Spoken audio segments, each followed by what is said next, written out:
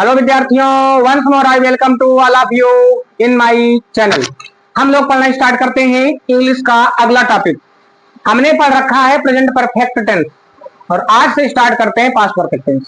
Past perfect tense आप लोग heading डालोगे पास्ट परफेक्ट टेंस, ये है आपकी अगली heading past perfect tense. Past perfect tense में भी बहुत इंपॉर्टेंट टॉपिक होता है पास्ट परफेक्ट टेंस, जिस प्रकार से प्रेजेंट परफेक्ट टेंस होता है। पास्ट परफेक्ट इंपॉर्टेंट क्यों होता है? यहां से अगर आप तैयारी कभी भी करना स्टार्ट करते हो एसएससी की, बैंक की, तो आपको यहां से क्वेश्चन मिलेंगे। कभी आप तैयारी कर लो यूनिवर्सिटी की, तो आपको ये जानना पड़ेगा। यूनिवर्सिटी जैसे हम एंट्रेंस एग्जाम देते हैं, तो एंट्रेंस एग्जाम में भी ये पूछे जाते हैं। आप एंट्रेंस एग्जाम में देखेंगे कि वही क्वेश्चन आए, एनडीए हो गया, एयरफोर्स हो गया, क्वेश्चन बहुत जबरदस्त आते हैं। तो पहली हेडिंग डाले हैं, आपने डाला है पास्ट परफेक्ट टेंस। इसकी जो पहली हेडिंग होगी वो है नंबर 1 डाल के लिखिएगा पहचान। नंबर 1 हेडिंग है पहचान।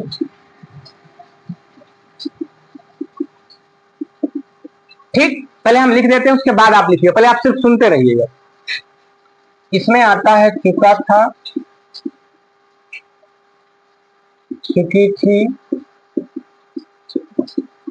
चुके थे, अथवा लिया था, दिया था,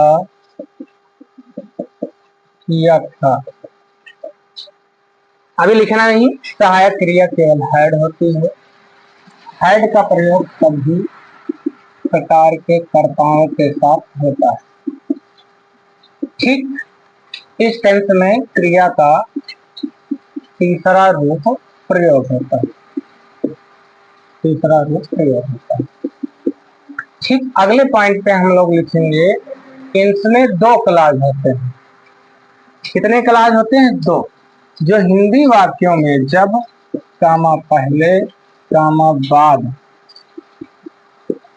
बाद का आदि, बाद के बाद आदि शब्दों द्वारा जुड़े होते हैं।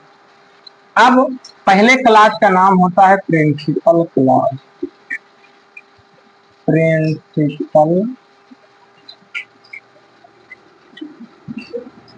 क्लास। दूसरे का नाम होता है सबऑर्डिनेट क्लास। प्रिंसिपल क्लास कहेंगे, प्रिंसिपल क्लास किन्हें कहेंगे? जब किन्हीं 2 वाक्यों में जो काम पहले होता है प्रिंसिपल क्लास कहता है। प्रिंसिपल क्लास का अनुवाद पास्ट परफेक्ट टेंस में बनता है और इसको पास्ट इंडेफिनिट में बनता है।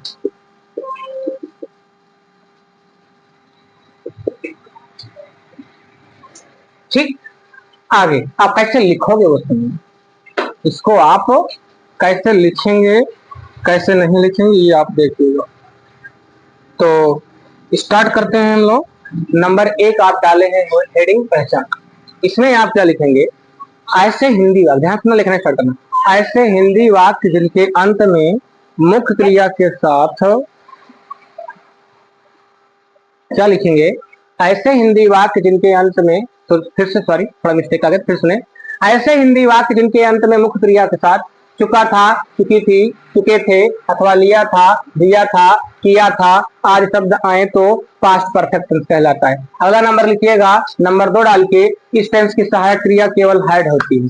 अगले नंबर पर लिखेंगे इस टेंस की सहायक क्रिया केवल हैड होती है। अगले नंबर तीसरे नंबर पर लिखेंगे हैड का प्रयोग सभी प्रकार के कर्ताओं के साथ किया जाता है। अगला नंबर होगा, जो भी होगा चौथा नंबर, लिखेंगे इस टेंस में क्रिया का तीसरा रूप प्रयोग होता है। फिर से इसको सुन लो, इस टेंस में भी क्रिया का तीसरा रूप प्रयोग होता है। अगले नंबर पे लिखेंगे इस टेंस में 2 क्लास होते हैं। फिर सुनिए, इस टेंस में 2 क्लास होते हैं जो हिंदी वाक्यों में जब कामा पहले कामा बाद आदि द्वारा जुड़े होते हैं।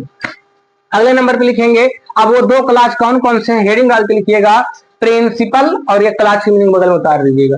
Principal class. अब आपको थोड़ा सा बता दें, ये क्लास का निर्माण कैसे होता है। क्लास जो होता है 2 वाक्यों को मिलाकर के प्राप्त होता है। एक वाक्य दूसरे वाक्य के ऊपर निर्भर होता है। तो जब 2 वाक्य मिलते हैं तो उनको क्लास कहते हैं। तो इन क्लाजों में जो काम पहले होगा उसे प्रिंसिपल क्लाज कहते हैं, जो कार्य बाद में होता है उसे सबऑर्डिनेट क्लाज कहते हैं। तो अगली हेडिंग जो डालेंगे वो प्रिंसिपल क्लाज कहेंगे, हेडिंग डालेंगे प्रिंसिपल क्लाज। तो इसमें लिखेंगे इन्हीं दो वाक्यों में जो कार्य पहले होता है उसे प्रिंसिपल क्लाज कहते हैं, और प्रिंसिपल क्लाज का अनुवाद पास्ट परफेक्ट टेंस में होता है। ठीक, अगले नंबर पे लिखेंगे हेडिंग डाल के सबऑर्डिनेट क्लाज। सबऑर्डिनेट क्लाज में आप क्या लिखेंगे, इन्हीं दो वाक्यों में जो कार्य बाद में होता है उसे सबऑर्डिनेट क्लाज कहते हैं, और सबऑर्डिनेट क्लाज का अनुवाद पास्ट इंडेफिनिट टेंस में होता है। ठीक, अब आप लोग ये पूरा नियम लिख चुके हो। अब इसमें भी आपकी जानकारी के लिए हम क्लाज को थोड़ा से आपके सामने लेके आए, उसे आप कैसे हल करेंगे वो भी देखिए। तो आपको दिखाना है सेंटेंसेस कैसे होंगे क्लाज वाले सेंटेंस। आप बिल्कुल इत्मीनान से देखते चलिएगा, इसे सही से रिवाइज करते चलिएगा, पीछे के सेंटेंसेस ढंग से दोहराते रहेंगे तो आपको ज्यादा बेनिफिट मिलेगा। चलिए आइए देखते हैं कैसे मिलेंगे आपको क्लाज वाले वाक्य। देखिए, तो उसमें इंक है क्या, वहां फेंका गया है वो इंक है क्या, तो आपको कैसे मिलेगा, आपको काफी फेमस वाक्य मिला ना, है ना, नहीं है, नहीं सर, चले आए देखें। तो पहला वाक्य कैसे मिलेगा,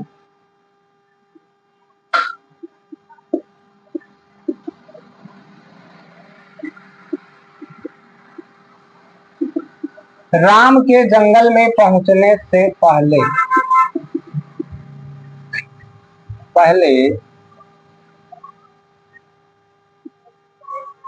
लक्ष्मण ने यह सामान ले लिया। पहले आप इसको पहचानो, कौन सा काम पहले हो रहा है कौन सा बाद में।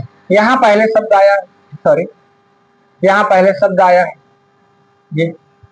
अब चेक करो कौन सा काम पहले हुआ, राम के जंगल पहुंचने से पहले, अभी राम जंगल नहीं पहुंचे हैं, उसके पहले ही लक्ष्मण ने यह सामान ले लिया। अब आप पहचानो कौन सा काम पहले हुआ, राम के जंगल में पहुंचने से पहले, अभी राम नहीं पहुंचे, उसके पहले लक्ष्मण ने यह सामान ले लिया। ये काम पहले हुआ है, इसलिए इसको बोलेंगे प्रिंसिपल क्लाज। कैसे पहचाने कि ये पहले हुआ है, मैंने बताया राम के जंगल में पहुंचने से पहले भी नहीं पहुंचे, उसके पहले लक्ष्मण ने यह सामान ले लिया, प्रिंसिपल क्लाज हो गया, ये काम पहले हुआ। जब प्रिंसिपल क्लाज होता है तो उसी को बनाते हैं पास्ट परफेक्ट टेंस,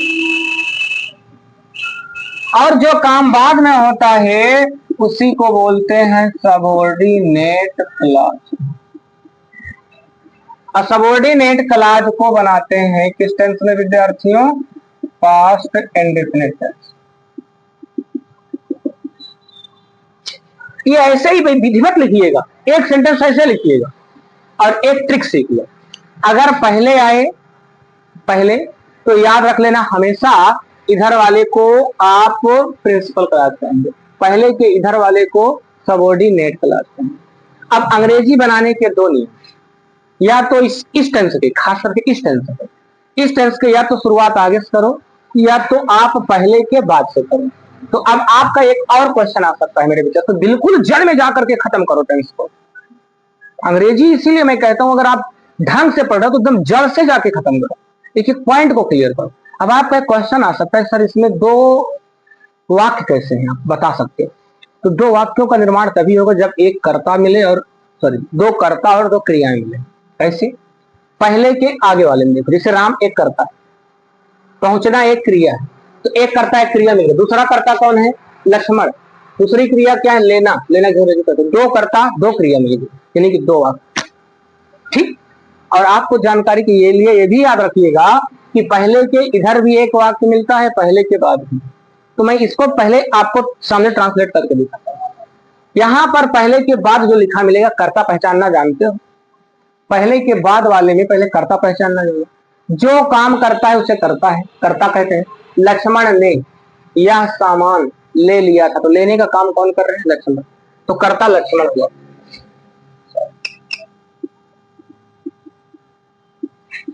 और आपको बताए हैं कि पहले के बाद वाला प्रिंसिपल क्लॉज है, इसलिए इसे पास्ट परफेक्ट टेंस में बनाएंगे तो कर्ता के तुरंत बाद सहायक क्रिया पास्ट परफेक्ट की हेड होती है। कर्ता के तुरंत बाद हेड लगा। हमने आपको बता रखे सबसे पहले कर्ता लिखा जाता है, कर्ता आपने लिखा, उसके बाद आप सहायक क्रिया हेड लगाए, फिर उसमें क्रिया लिखोगे। ले लेना का अंग्रेजी का लेना के अंग्रेजी टेक, टेक का थर्ड फॉर्म होता है टेकन। लक्ष्मण हैड टेकन, इसने कहा किसको ले लिया? नहीं, क्या ले लिया? यह सामान। यह की अंग्रेजी होता है दिस, सामान की अंग्रेजी होता है थिंग्स। इधर का कंप्लीट तो पहले की अंग्रेजी, इधर का कंप्लीट तो फिर पहले की अंग्रेजी लिख लेना बिफोर। अब ये वाले वाक्य को मैंने कहा सबऑर्डिनेट क्लॉज है, किस टेंस बनाएंगे? पास्ट इंडिफिनिट में। पास्ट इंडिफिनिट में बनाएंगे तो आपको जो पीछे का टेंस पड़ा उसका रिवीजन कर लो। ये एक प्रकार का अफर्मेटिव सेंटेंस है, आपको ये जानना चाहिए कैसा सेंटेंस है? अफर्मेटिव। जब अफर्मेटिव सेंटेंस है विद्यार्थियों, तो अफर्मेटिव सेंटेंस में आपको इधर वाला जो पास्ट इंडिफिनिट में बनाते हैं तो क्रिया का दूसरा रूप है प्रयोग। तो दूसरा रूप जो होगा, लेकिन पहले कर्ता तो लिख लो, कर्ता राम है, राम तो लिखेंगे, फिर क्रिया आपको लिखना पड़ेगा। कर्ता के बाद आपको क्रिया, पहुंचना की अंग्रेजी होता है रीच। और जब आप पास्ट इंडिफिनिट में बनाओ तो क्रिया का दूसरा रूप रीच तो होता है। और एक बात याद रखिएगा, रीच के साथ ज्यादातर स्थितियों में प्रीपोजिशन नहीं लगता, भले ही मैं आपको दिया हुआ है रीच तो फॉरेस्ट अकेले सीधा लिखिए। एक सेंटेंस ये हो गया। अब आपका एक क्वेश्चन आ सकता है, सर आपने बीच में क्यों बनाया? आगे से बना के दिखा दीजिए आप हमें, तो आगे भी आके देखिए। अब आगे से बनाओगे तो पीछे से बनाए थे तो इसको आप प्रिंसिपल क्लॉज कहते, आगे वाले को आप क्या करो? Subordinate clause. जब आगे से बनाते हो तो सबसे पहले इन्हीं की मीनिंग उठा के रखना। फिर सुन लो, जब आप आगे से बनाते हो तो इन्हीं की मीनिंग पहले उठा के रखोगे, पहले की अंग्रेजी बिफोर। उसके तुरंत बाद आप इस आगे वाले का कर्ता लिखोगे राम। और मैंने बोला कि ये आपको पता है सबऑर्डिनेट क्लॉज है, तो इसे पास्ट इंडिफिनिट में बनाओगे तो कर्ता के बाद आप क्रिया लिखोगे रीच, रीच का सेकंड फॉर्म। उसके बाद इसने कहा रीच के बाद कहां पहुंचे? तो फॉरेस्ट। और अब लगाओगे कॉमा, फिर दूसरा वाला वाक्य लिखा करोगे, करता है, इसमें सहायक क्रिया टेक का थर्ड फॉर्म।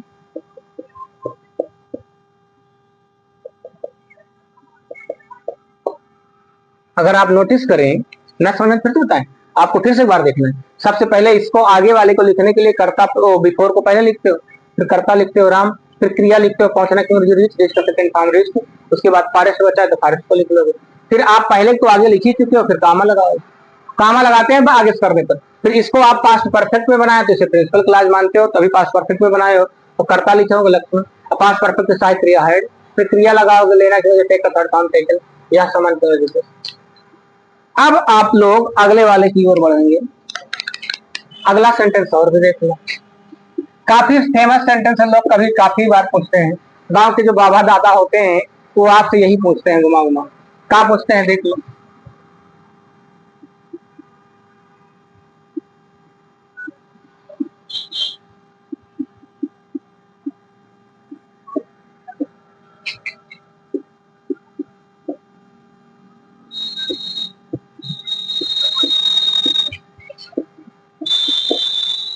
सबसे पहले ये इसी को चेक करो, अगर पहले आया है तो इस टेंस को, इस इधर वाले को आप प्रिंसिपल क्लॉज कहोगे। अब प्रिंसिपल क्लॉज को पास्ट परफेक्ट में बनाते हो, यानी कि आप कर्ता खोजोगे। कर्ता कौन? मरने का काम कौन? मरीज मर चुका था तो कौन मरा?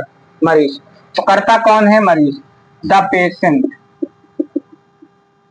कर्ता के तुरंत बाद आपको मैंने बोला सहायक क्रिया, इसको आप पहले आने पर इसको सदैव पास्ट परफेक्ट में बनाओ, इसलिए हेड लगाओ। उसके बाद आप क्रिया लिखोगे, मरना क्यों? डाई, डाई का थर्ड फॉर्म डाइड। इधर का कंप्लीट तो पहले के अंग्रेजी, B4 कर्ता उस साइड का लिखोगे द, कर्ता कौन है बच्चा? डॉक्टर। आना की अंग्रेजी होता है कम। अब आपको मालूम है कि जब इधर वाले को पास्ट परफेक्ट बनाओ तो इधर वाले को पास्ट इंडिफिनिट में बनाओगे। पास्ट इंडिफिनिट में कर्ता आपने पहले लिख लिया, उसके बाद आना की अंग्रेजी कम होता है, कम का दूसरा रूप लगाओगे, कम का सेकंड फॉर्म। एक जानकारी और, जब आप तैयारी करते हो एनडीए एयरफोर्स की तो उसमें एक चीज और पूछता है। वो क्या पूछता है देख लो। वो करता क्या है, जैसे यहां पर बिफोर लगा है, यहां पर बिफोर, तो आपको सदैव याद रखना है इस बात को कि बिफोर के पहले वाला जो वाक्य है, देख लो, बिफोर के पहले वाला वाक्य है, हेड उसी में लगा। अब बिफोर के बाद वाले वाक्य में क्रिया का दूसरा रूप लगता है। अब ये करता क्या है, जब आप एनडीए एयरफोर्स की तैयारी करते हो तो वहां पर इसको चेंज करता है, हेड को उठा के उधर कर देगा और क्रिया का दूसरा रूप लगता है। तो आपको भ्रमित नहीं होना, समझना है। अगर मान लो रीच आगे लगा है तब, ध्यान सुनना, अगर मान लो, सॉरी रीच बोल दिए, बिफोर आगे लगा है तब कैसे करोगे? अगर बिफोर आगे लगा है, जिसके साथ बिफोर जुड़ा हुआ है उसको क्रिया का दूसरा रूप लगा के हल करना है। इसमें ज्यादातर सहायक क्रिया ही पूछता है, किसके साथ सहायक क्रिया लगेगा। बिफोर वाले के साथ सहायक क्रिया हेड लगेगा कि बिफोर वाले के पहले वाले? देख ला, बिफोर वाले के साथ सहायक क्रिया हेड कहीं लगा है? बिफोर वाला यही वाक्य है, बिफोर वाले के बाद हेड नहीं लगता, क्रिया का दूसरा रूप। बिफोर के पहले वाला वाक्य जो होता है उसी में हेड लगता है। ये देखो, कामा के बाद वाला जो वाक्य है यहाँ पे हेड लगा है, बिफोर के पहले वाले में इधर हेड लगा है, इधर वाले में कामा के बाद वाले में हेड लगेगा। ये बारीकी ध्यान देते जाइएगा। यही सब पूछता है विद्यार्थियों, कहीं से कुछ नहीं पूछता। आप डरे हुए हो, सहमे हुए। एक चीज और, कई टीचर ये भी लिखवा देते हैं का subject plus helping verb plus verb plus object. अरे आप क्या कर रहे हो? आप अंग्रेजी का स्पोकन भी सीखोगे तो इसी में अटके पड़े रहोगे। बताओ, आप सीधा सीधा सेंटेंसेस पकड़ो, दिमाग में रखो ये, और अंग्रेजी नियम उन थोड़ी नहीं याद करोगे। आप यही से याद करके भागो घर पे, जब रास्ते में चलते रहो तभी स्पोकन करो। नियम तुम्हारे दिमाग में हमेशा होना चाहिए। कैसे पढ़ाई करोगे? ऐसे काम चलाओ करोगे तो हो गया, कहानी खत्म है। आप काम चलाओ ना करो, इसको अभी पढ़ो तुरंत याद कर डालो, पूरे याद होने चाहिए। अभी पढ़ के जा रहे हो, किसी सामने खड़े होकर फेंक दो 2-4 नियम, ले 2-4 दो 3 तुक्का तो पकड़ लो सिक्का की तरह, क्या और क्या। चलो, अगर आपको इंटरेस्टिंग लग रहा हो तो कमेंट बॉक्स में कमेंट जरूर करो कि इसके और भी सेंटेंसेस करवाइए, और भी सेंटेंसेस हम लेके आएंगे। सही बता रहे हैं आप, और भी सेंटेंसेस की डिमांड करिए और लगे कमेंट कमेंट कमेंट कमेंट खूब करिए कमेंट। टेंस कंप्लीट होने के पहले आप जितना कमेंट करेंगे उतना सेंटेंसेस हम लेके आएंगे, और बेहतर से बेहतर सेंटेंस लेके आएंगे ताकि आपका अंग्रेजी स्पोकन में सुधरता रहे। लेकिन कमेंट करते रहिएगा, बिना कमेंट के हम नहीं लेके आएंगे। और अभी तक वीडियो कभी कभी बीच में 1-2 रुक जाते थे, अब वीडियो नहीं रुकेंगे, लगातार वीडियो आएंगे, लगातार पर डे रोज वीडियो मिलते रहेंगे। पर डे वीडियो शाम को आपको अपलोड मिलेगा, शाम को अपलोड मिलता रहेगा। ठीक, शाम 7-8 के बीच में आपको एक वीडियो अपलोड मिलेगा, तो आप ये ध्यान देते चलिएगा।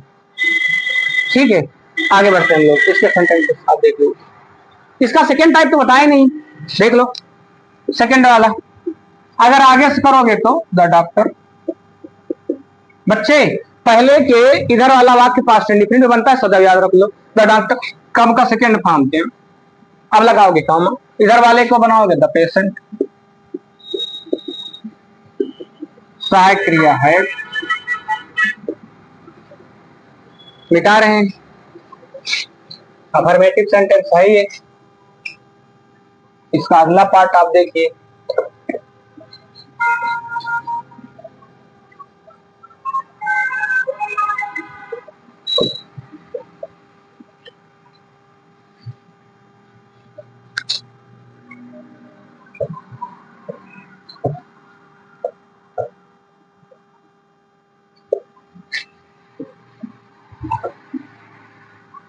देख लीजिए।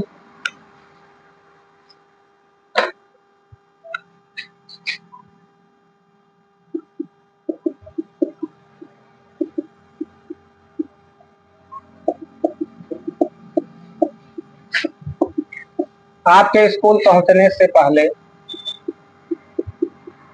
चपरासी ने घंटी बजा दिया। पहले खुद कर लो, उसके बाद आप इसको मिलाइए। चपरासी के अंग्रेजी देख लीजिएगा, प्यून, PEON। बजाना की अंग्रेजी होता है रिंग, RING रिंग। घंटी की अंग्रेजी होता है बेल, BELL। पहले आप इसको खुद कर लीजिएगा, उसके बाद मिलाइएगा। आप देखो यहाँ पहले दिखा, पहले के पीछे से करोगे तो पीछे से करोगे तो द प्यून मिलेगा।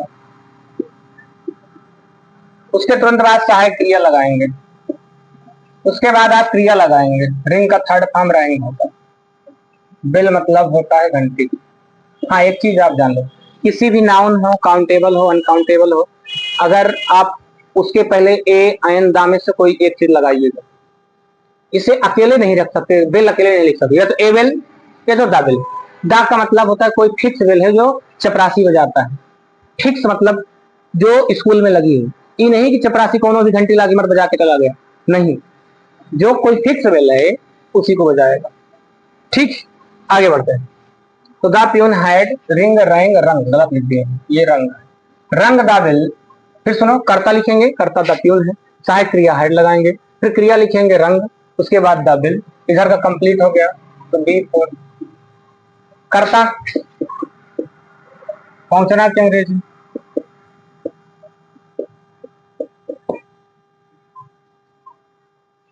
पहले आया था, इधर वाले को हाइड के साथ, पहले के इधर वाले में हाइड लगाएंगे, पहले के बाद वाले उस साइड वाले में क्रिया का दूसरा रूप लगा। अब एक सेंटेंस ये आपको मिल चुका है। अब आप सेकंड वाक्य देखेंगे, पहले के साथ जो देखे ही थे, अब आप देख लीजिए बाद वाले में। जैसे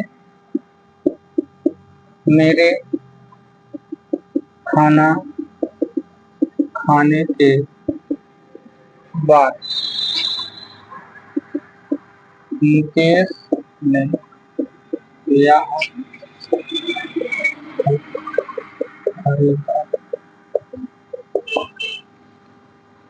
अगर आप नोटिस कर रहे हो तो यहां बाद आ गया।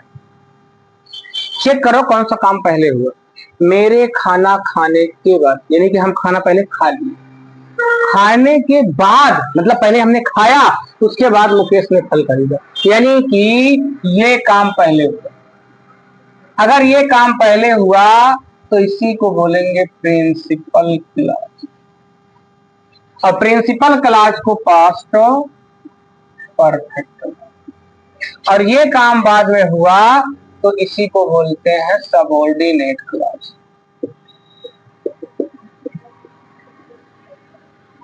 और इसको बनाते हैं पास्ट इंडेफिनिट। एक बारीकी देखिए, अगर पहले आया तो इधर हेड लगा, बाद आया तो इधर हेड लगा, ये याद रखिएगा। लेकिन आपको वाक्य जरूरी नहीं है कि आगे से बनाओ या पीछे, पीछे से चाहे बनाओ चाहे आगे से। जैसे यहाँ पर अगर आप पीछे से ही बनाओगे तो ये है सबऑर्डिनेट क्लॉज, इसे आप पास्ट इंडेफिनिट में बनाओगे तो सबसे पहले कर्ता लिखोगे मुकेश, क्योंकि कर्ता लिखना पड़ेगा। कर्ता के तुरंत बाद उसने कहा क्रिया लिखो, क्योंकि ये सबऑर्डिनेट क्लॉज है, तो पास्ट इंडेफिनिट में बनाओगे तो क्रिया का दूसरा रूप है। खरीदना की अंग्रेजी होता है बाई, बाई का सेकंड फॉर्म बाट, मुकेश वाट। इसने कहा किसको खरीदा, नहीं है, क्या खरीदा, यह फल। यह की अंग्रेजी होता है दिस, प्रूफ मतलब इधर का कंप्लीट तो बाद की अंग्रेजी लिख लो।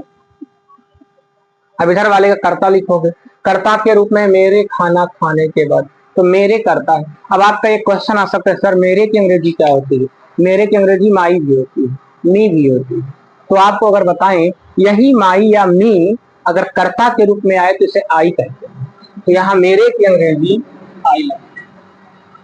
आई के तुरंत बाद, क्योंकि ये प्रिंसिपल क्लॉज है, सहायक क्रिया हैड का प्रयोग करेंगे। क्यों आई लिखे? क्योंकि हमें कर्ता लिखना, कर्ता के तुरंत बाद सहायक क्रिया हैड। उसके बाद आपको क्रिया लिखना था, खाना की अंग्रेजी का ईट का थर्ड फॉर्म ईटन। क्या खाने से पहले? खाना, द फूड। इसका सेकंड वाक्य कैसे बनेगा वो देखिए। इसका सेकंड वाक्य अगर आगे से बनाना चाहते हो तो ये जो बाद है इसको आप जस्ट पहले लिख सकते हैं, आफ्टर। ये बाद वाला सेंटेंस बाद को, सॉरी बाद को पहले लिख सकते हो, आफ्टर। अब आगे से बना रहे हो तो मेरे की अंग्रेजी लिखोगे आई, क्योंकि आपको मालूम है कि ये प्रिंसिपल क्लॉज है, इसलिए सहायक क्रिया हैड लगाओ। कर्ता लिख दिए मेरे, उसके तुरंत बाद सहायक क्रिया हैड लगाओ। फिर आप लिखोगे क्रिया, खाने की अंग्रेजी होता है ईट का थर्ड फॉर्म ईटेन, क्या खाना की अंग्रेजी ब्लैकबोर्ड। इधर का कंप्लीट अब कामा लगाओ। ये पास्ट इंडिफिनिट में बनेगा मुकेश। खरीदना की अंग्रेजी बाई का सेकंड फॉर्म।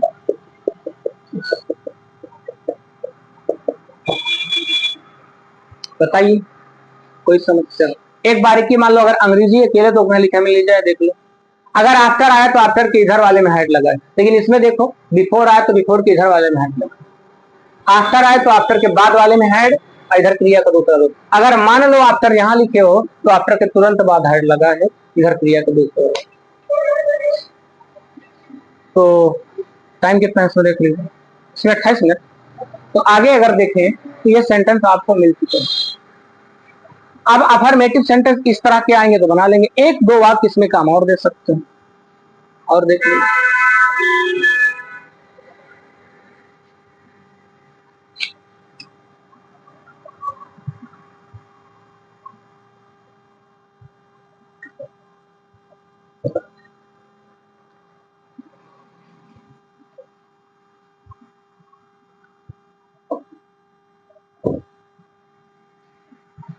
अगर आप कमेंट करेंगे तो जब वाला भी बताएंगे। अभी आपको मैंने लिखा जब कामा पहले कामा बाद बताए थे ना। कमेंट करिए, जब के अलावा एक रूल और भी बता देंगे, लेकिन कमेंट में डिमांड करोगे तभी।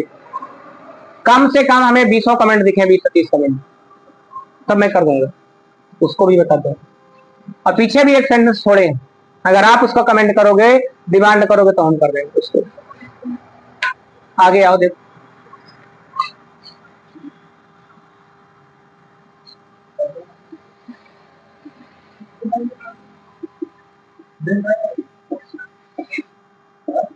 अध्यापक के कक्षा में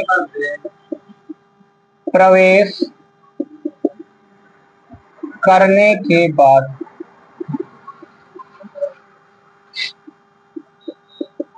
मैंने यह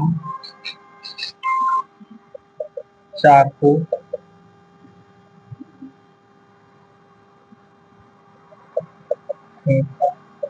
हाँ, पहले इसे आप खुद कर लीजिएगा तब मिलाइएगा। बाद आया, दिमाग में फीड हो, बाद आया हो तो हेड इधर लगेगा या इधर, ये आपके दिमाग में ध्यान देना।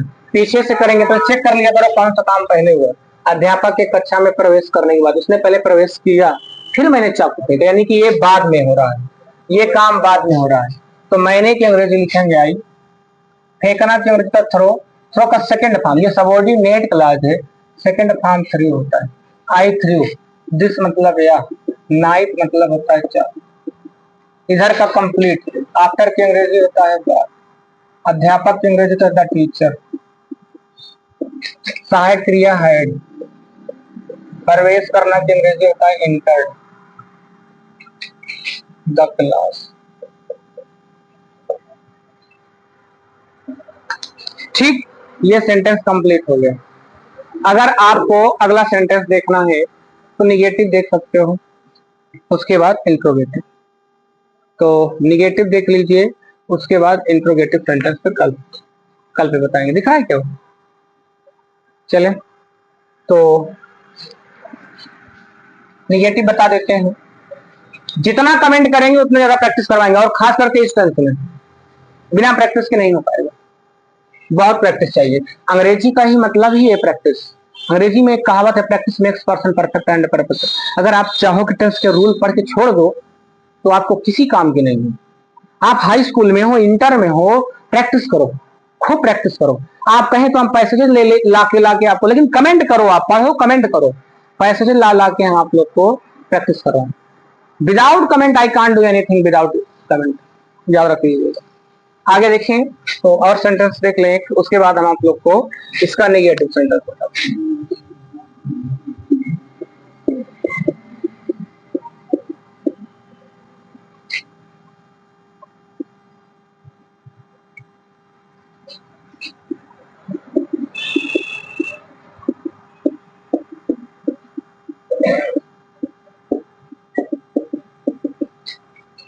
पुलिस के स्टेशन पहुंचने से पहले चोर, सॉरी, पहुंचने के बाद चोर फरार हो चुका। आगे देखते हैं। बन गया विद्यार्थियों, देख लो बाद आया है द थीफ। फरार होना क्या अंग्रेजी होता है? फ्ली का फ्ली मतलब फरार होना, FLEE। सेकेंड फॉर्म फ्लड होता है। The thief flood after the police had reach space. Comment करें और भी सेंटेंस लेके आए। कल निगेटिव इंट्रोगेटिव कंप्लीट। ठीक, आज अफर्मेटिव का बेसिक सीख लियो, कल निगेटिव और इंट्रोगेटिव और कुछ महत्वपूर्ण नियम। दो वीडियो के अंदर आपका पूरा टेंस कंप्लीट हो जाएगा। तो यहीं तक रखते हैं इस टॉपिक को, और इसका निगेटिव इंट्रोगेटिव कल। और आप जितना कमेंट करेंगे उतना ही ज्यादा हम इसके और प्रैक्टिस लेके आएंगे, पैसेज लेके। देखो अंग्रेजी इतना आसान नहीं है, उसको आप जितना ही तोड़ोगे जितना ही प्रैक्टिस में लाओगे उतना ही इंप्रूवमेंट होने वाला। नहीं करोगे तो नहीं होगा। सोचो कि अच्छा एक बात और, सोचो कि हम अंग्रेजी सीखने के लिए रफ कॉपी की जरूरत पड़े आपको, हमेशा बेकार है। नियम दिमाग में रखो, प्रैक्टिस। गांव से निकलो, घर से निकलो, चलते फिरते कहीं भी जाओ।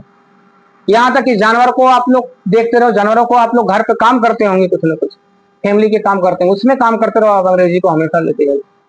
किसी भी विषय को तैयार करने का तरीका आपको नहीं मालूम, किसी भी विषय को तैयार करने का तरीका ये है कि उस टॉपिक का हमेशा चिंतन मनन होना चाहिए। उसको आप हमेशा विचार करो, उसको तैयार करो, उसको हमेशा दिमाग में रखो, तब तो तैयार होगा।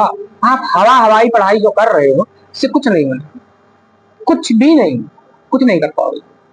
तो आज तक यही रखते हैं, सेकंड वीडियो में आपसे कल मिलते हैं। ठीक है।